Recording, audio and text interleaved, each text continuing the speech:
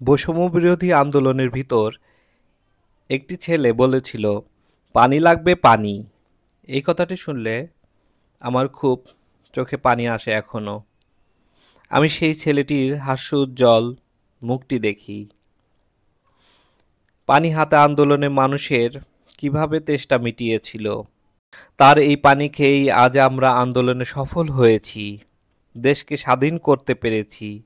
সেই ছেলেটি মুগ্ধ মুগ্ধ করে জীবন দিয়ে গেছেন এদেশের মানুষের মঙ্গলের জন্য। তাকে নিয়ে আমার এই কবিতা। পানি লাগবে পানি, একটি কথা শুনি, পানি লাগবে পানি, তার স্বপ্ন বুনি, মুগ্ধ নামটি জানি, করতে মোদের শীতল আন্দোলনের ভেতর, হাতে পানির বোতল দিয়েছিল সে দৌড়। শত্রু সেনা আসে, গুলি ছুড়ল শেষে, মুগ্ধ তবু হাসে, মোদের ভালোবাসে। করেছিল সে চেষ্টা দিতে মোদের পানি, মিটিয়েছি তেষ্টা তাকেই বীর মানি।